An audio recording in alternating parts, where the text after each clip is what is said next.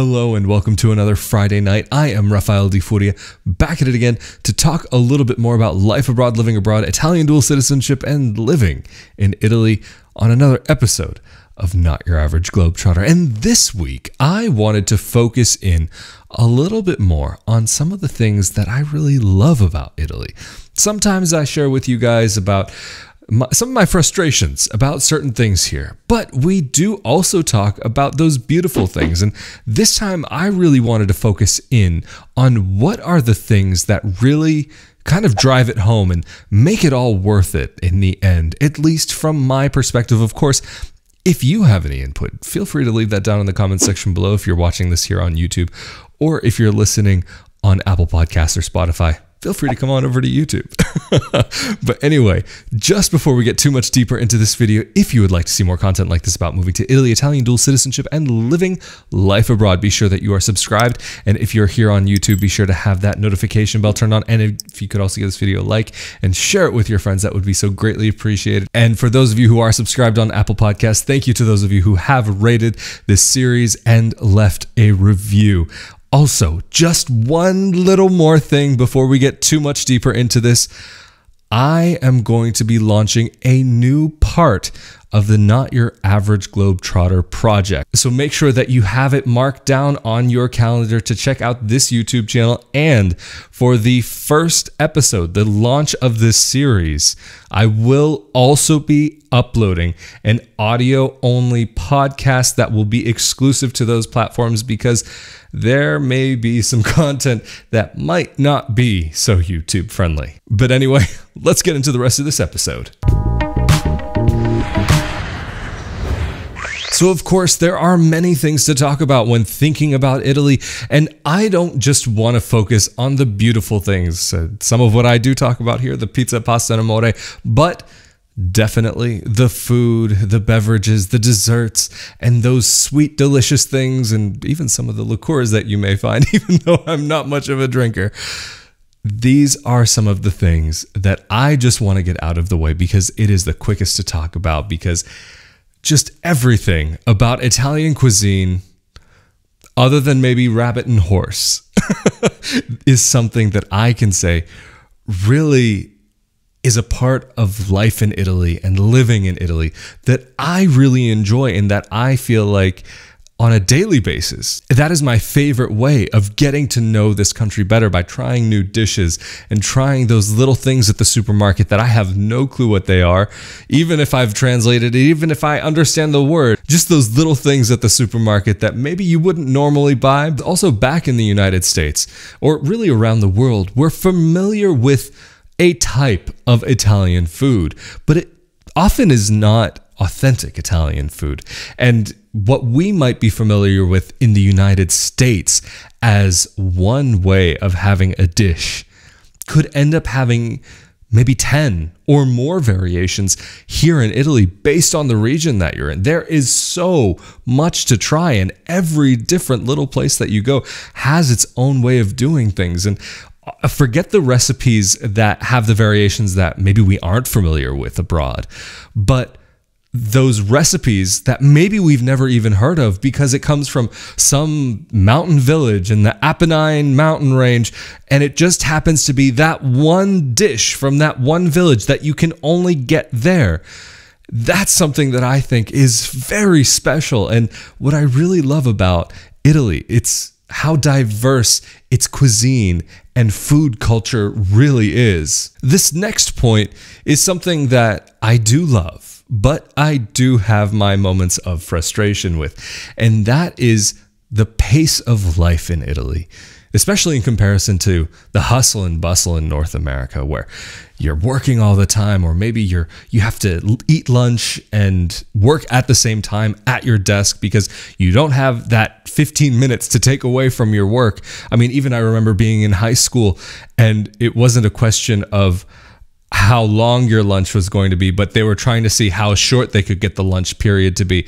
just so that we could focus on our studies more. But in Italy, there is a very different approach to that. Even kids who are in school will have these times of day, like a few hours break or a couple of hours break in the afternoon, so that they can go home and have lunch with their family. And this is something in Italy that is on the normal side, that people will have a couple hours break for lunch and have a nice home cooked meal, and very often will be able to enjoy it with their families. And this is something that I think is amazing, to be able to take that time to have real food, fresh food, just made, rather than maybe a packed lunch with a sandwich. Although there is nothing wrong with a good old-fashioned panino. But also this mentality of taking time comes into other parts of life as well. And that's to just kind of enjoy the moments that you have, and even going out for a spritz with your friends, at least when things are normal and we're not dealing with the times that we're living through.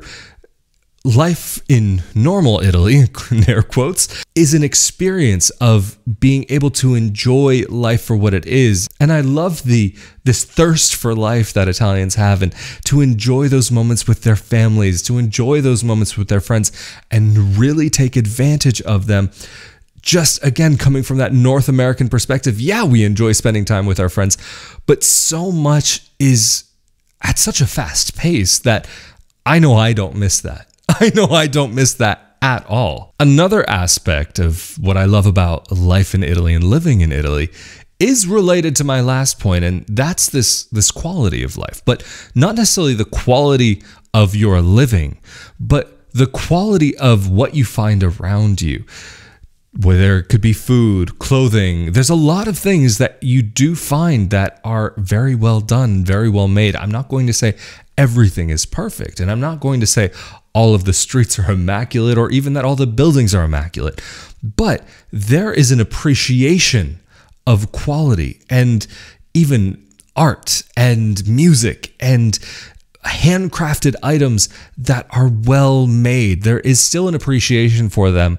And unfortunately, like a lot of other places in the world, maybe this is dying out a little bit, but it's still very much a part of the Italian culture to enjoy some of the fine qualities of life. Another part of it is the scenery, the vistas, the views, the country around you, the physical beauty of the country. I mean, you can find places in Italy that have these well-manicured, absolutely gorgeous locations, perfectly clean, perfectly manicured, that they just look like a dream. But for every area that is perfectly manicured, there is an area that is perfectly unmanicured, where you can find this authenticity that just shows you what people here do really experience and what life can be like. I'm not saying that it's perfect necessarily, but there is a beauty to it. And to be able to walk down maybe a cobblestone street in some places and find that little hole in the wall with that one little business that does their thing and they do it right. It could be that they're an artisan or a baker or some type of food or whatever it may be that is special and unique to that one place that you don't find in another location. And even if you tried to capture the essence of what that place is, take the owner, take the exact items that are being made and transport that and put it in another location, it just might not work because it is part of the ecosystem that it is surrounded by. And that's what makes it so beautiful, is that there are some of these things that can only exist in the way that they exist, and you will only experience it there. That, I hate to use the word exclusive experience, but that unique experience that you can only have by getting to the real Italy and maybe away from some of the tourist destinations. Of course, in these tourist destinations, you can find these side streets and these smaller areas where you will be able to find these. And I love them. They are my favorite little places to go. Even if we're talking about Venice, for example, you have the St. Mark's Square and the Rialto Bridge and all of these other really well-known places. But my favorite part of the city, the island, is when you get up into some of those northern areas just above San Marco, Piazza San Marco, and you explore the small little streets and you get to see this other side of Venice that just it feels like the place where those people actually live, and not the tourist trinkets and so on. Of course, you will find those as well because it is Venice, but then also the southern part of the islands where it's a bit closer to the Biennale and the big gardens there, the little park that they have. That is also another great area to be able to check out because it also doesn't get as busy as some of the other parts of Venice. And there's something that I love about that. It is touristy nonetheless, but you can find those little pockets of something so pure and natural, especially a little bit later in the day when a lot of the tourists have left. You'll see the Venetians come out and you'll see them grabbing their aperitivo and standing on the street with their friends, at least when times are normal, because of course, right now with the current situation, that aspect of life has changed a little bit. Maybe more than just a little bit, unfortunately. But along those lines of hoping for things and praying for things to go back to some semblance of normal, healthcare in Italy. This is something that I am so grateful for, that I don't have to worry about breaking the bank in a situation where I might need medical attention. There have been those situations where I know a lot of people in the United States and even in my family that it's like, yeah, maybe better not to go to the doctor unless it gets really bad. Whereas here, if you're concerned, you can go at any time and not have that worry in the back of your mind about if you're going to be able to pay for it, how you're going to be able to accomplish actually getting through that without going completely bankrupt. I'm so grateful to be able to have access to this system in this country that I now call home, where I hold my citizenship now. So this is something that also, even for individuals who aren't a citizen, this is a protected right in the Italian Constitution, the right to healthcare. And so it is amazing to see that even people who are on vacation here or aren't citizens of the nation still do have at least some level of access to emergency services and so on. And still, I've heard of stories of people who have needed an ambulance or go to an ER here that were on vacation, and it didn't break the bank. They didn't have to pay that much at all. I mean, I've mentioned this in prior videos of mine about going to the emergency room or about dealing with the Italian medical system, and I'll try to remember to put that up in the corner of the screen. But a regular visit to a general practitioner doesn't cost anything. And that was something I was shocked by the first time. I couldn't believe that. It's like, wait, what? You're spending your time and I don't have to pay? It's like, no, you pay, but just, you don't pay me directly. You pay in your taxes. So I was like, okay, I get you there. But then even to go to the emergency room can be, in some places, 15 euros, some places less. It depends on the region and the specific regional system in place, because that does change a little bit from place to place. And I have heard that the prices in some areas can even be less. And for dire emergencies, the services can be free, but it's probably, you don't necessarily want to be in that position where those services would be free, just because that means it's really bad. But if we're talking about an ambulance, this is something that going down the street, I know in the States, can cost thousands of dollars. A ridiculously short trip in an ambulance that shouldn't cost that much in Italy could end up being free. And I've heard of elderly people here using the ambulances here almost as a free taxi service of sorts to be able to get to the hospital when they are unable to otherwise. Although, of course, again, with the current situation, that is something that has changed a little bit. But when they're functioning normally, that is something that you may see or hear about. But the next point that I want to get into is somewhat related, and it's in regards to the cost of living.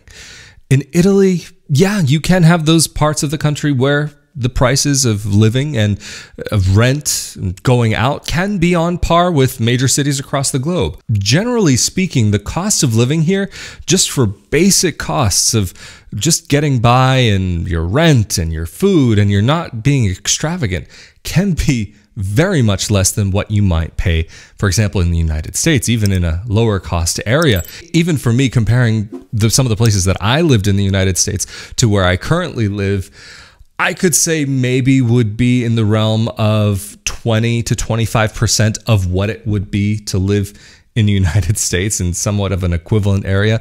But of course, If you do live in a place like where I had lived before in Merano in Alto Adige, or even in Milano or Florence or Rome, and you're living right in the center in a beautiful, extravagant apartment, yeah, okay, of course, you could end up paying prices that would start approaching what you might find in a place like London, New York, Hamburg, Zurich, any major city. But then there are other parts of those cities where you can find much more affordable housing. But of course, you have to remember here in Italy, if you're earning an Italian wage, it will generally be lower than what you might earn in another country. So that is something to consider. So if maybe you're a digital nomad, or you're working for an American company and able to earn an American salary or a German salary or a British salary, you could live very comfortably here in Italy, even in a higher cost area. And this next point is something that I really do appreciate about the Italian mentality towards life and how to go through life. Italians, and I'm generalizing here, this is not every Italian, this is not in every part of Italy, but more often than not, I can say that I have seen that Italians really look after themselves and really care about how they are doing, how they present themselves, and how they look.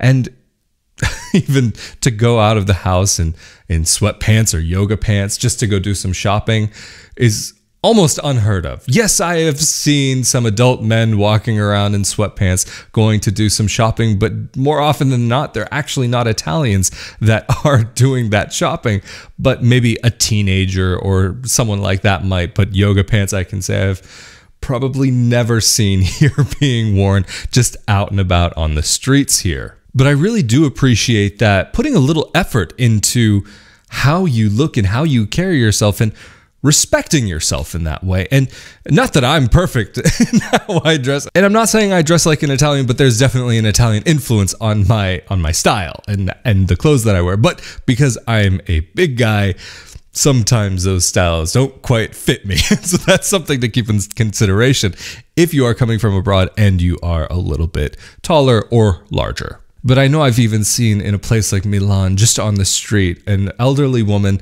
riding her bike in a fur coat, and it's raining. And that wasn't something I just saw once. That was something I had seen many times. It was shocking to me to even see that. Just riding a bike, but fur coat, beautiful fur. Absolutely gorgeous fur, not like a fake fur like that you might see around a hood on a jacket, but like a proper fur coat.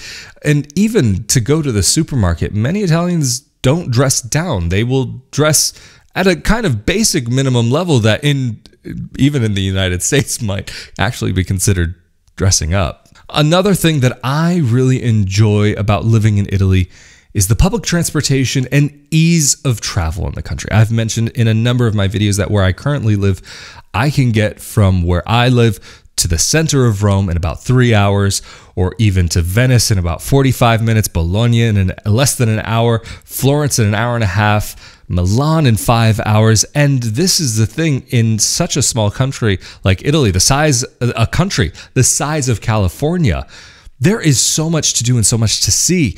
There is so much variation in the places around you. You could just draw a circle around where you live in a 3-hour radius, and you could have a different culture, a different dialect, a different type of cuisine. Or even for me, if I go 20 kilometers from where I live, the dialect changes again and the food changes. There are some similarities, but there are some important differences to notice. Or even the architecture style can change drastically in a very short distance. Or even living here in Italy, you could end up being at the beach or up in the mountains skiing within just a couple of hours of each other, or maybe even less depending on where you are. Then of course you have the lake country in the north and the beautiful mountains in the south, and then Sicily, Sardinia, these islands, these beautiful islands that are practically tropical. And it really is an amazing experience to be able to have so much at your fingertips, the true diversity between different cultures that all make up this overall Italian culture and cuisine style. Of course, I always come back to food because I am a foodie at heart. Food is what I do. And really that ability to even get to other nations when things are normal. Of course, I feel like I keep saying that in this video. And like I mentioned earlier this week on an episode of the Italian Real Estate Podcast, you can be living in an area and have a number of different airports, major airports that can get you really anywhere very close to where you are, depending on where you are in the country. I mean, even from where I live, I have 4 airports that are all pretty decently accessible. And they all have their different price points and they have different locations that they serve better. But say like last year, just before all of the hullabaloo really got started, or at least before it really hit Italy, I had gone to Spain to visit some family and had a very cheap ticket and a very cheap flight when I had been traveling there. And you can find these ridiculous deals that might be 10 euros, 20 euros, or 30 euros to get to a really amazing destination in Europe. And that can be a door that really can open up so much of this beautiful continent and what it has to offer, and allow you to have more of those cultural experiences and seeing different places and different peoples and experiencing different languages and, of course, experiencing different cuisines. But my favorite thing about living in Italy, and this is something that might be a little bit unique to me and other people who are of Italian descent, this is one of really a few countries, really the only country, maybe there are a couple where they can get pretty close, but the only country where they can say my last name without messing it up, without asking me to repeat myself, without trying to figure out and how to even pronounce it to begin with, or maybe even getting a little too embarrassed to even make an attempt to pronounce it. That for me is something that, it's something so small, but it's taken a little bit of stress out of my life, I must say. Although with my first name, maybe that hasn't changed so much. I feel like just about anywhere I go, there's a different way of pronouncing it. But even here in Italy, you'll see more Raffaele, not Raphael. So like my name is more of kind of a South American, Latin American way of spelling and even pronouncing it. So when I'm here in Italy, if I introduce myself as Raphael, they will end up calling me Raffaele, and I'm like, no, sorry, that's not me, that's another guy. I mean, I don't actually say that, but definitely what's going through my mind is like, who's this Raffaele guy that they keep talking to? Like, I don't know that guy. It's not me. Shouldn't be me. Can't be me. But they're talking to me. Anyway, that's a very small thing, but I know for some people, it can actually make a really big difference. But anyway, I think this is a great place to finish off this episode. So, of course, thank you all so much for joining me again on another Friday night. And, of course, a huge thank you to those of you who've been helping to make this content possible through Patreon on a monthly basis. Thank you also very much for allowing me to be able to continue with this. It's really such an amazing journey that we have all been on together, and thank you so much again. And also a huge thank you to those of you who are subscribed here on YouTube or listening in on Apple Podcasts or following on Spotify. Thank you all so much for being a part of this. And for those of you who are on YouTube, thank you for liking and sharing these videos, or if you're on Apple Podcasts, thank you so much for sharing the podcast. And to those of you who've also left reviews, thank you so very much, because all of these ways of interacting with the content that I create really does help it and to be able to get out. And of course, be sure to mark down on your calendar for the first and third Tuesday of each month, starting on March 2nd, Tuesday, March 2nd, 2020, for this new project that I will be releasing and debuting here on YouTube, and also with an exclusive audio podcast episode. So thank you also very much for being a part of this. And of course, as always, I'm Rafael Di Furia. Stay safe, stay healthy, and I'll see you all next time. Later.